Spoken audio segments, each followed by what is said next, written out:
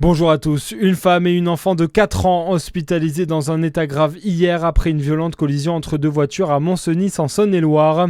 Les deux voitures circulaient sur la RD 180 aux alentours de midi. Les deux victimes ont été transférées en urgence absolue. Les deux passagers de l'autre voiture impliquée, une femme de 29 ans et un homme de 28 ans, étaient pour leur part en urgence relative. Le collectif La Méandre dénonce des violences physiques disproportionnées de la part de CRS lors du festival Chalon dans la rue en Saône-et-Loire. Il était 1h du matin quand les forces de l'ordre auraient chargé la foule selon les informations de France 3 Bourgogne-Franche-Comté.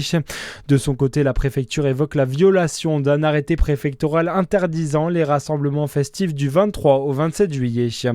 Bonne nouvelle, au lendemain d'un appel à témoins lancé par les policiers de Besançon, après 3 jours de recherche, Christian Delaunay, âgé de 70 ans, a bien été retrouvé sain et sauf du côté de Pontoise. L'homme ne donnait plus signe de vie depuis lundi alors qu'il devait partir rejoindre son fils en région parisienne. À Dijon, le traditionnel bal des pompiers aura finalement bien lieu il y a un mois maintenant. L'amicale des sapeurs-pompiers de Dijon a annoncé que l'événement prévu pour le 13 juillet était annulé. Il sera finalement déplacé. Les festivités se dérouleront le 12 septembre prochain de 18h30 à 4h30. Ce sera à la caserne du Transvaal. Les années précédentes, plus de 5000 personnes ont participé à cette fête. Dans le reste de l'actualité, passe d'armes entre Marine Tondelier et Elon Musk. Le patron du réseau social X a accusé la candidate à la présidentielle de trahison envers la France.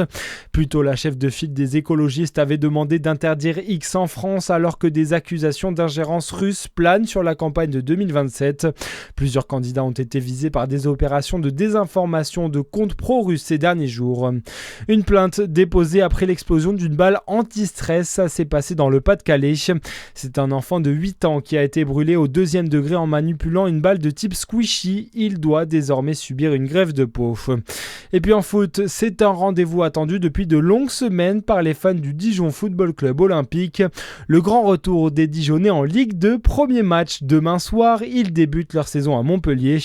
Alors, à quoi faut-il s'attendre cette année pour les Bourguignons, Baptiste Berthelin ? Oui, c'est près de 23% de plus que le mois de juillet l'année dernière et cela confirme la tendance. Depuis le début de l'année, la fréquentation des salles obscures a bondi de 20%. Les cinés ont bénéficié de l'effet canicule. Pour trouver un peu de fraîcheur, de nombreux Français se sont réfugiés dans les salles climatisées. Il faut dire aussi que la programmation était alléchante avec l'Odyssée de Christopher Nolan sorti le 15 juillet. 3 millions de spectateurs en 2 semaines. Des films d'animation ont aussi amené un public plus jeune pendant ce début des vacances avec Toy Story 5 ou encore Des Mignons et des Monstres. Et Montpellier DFCO, c'est demain soir à 20h45. À suivre votre météo sur Fréquence Plus.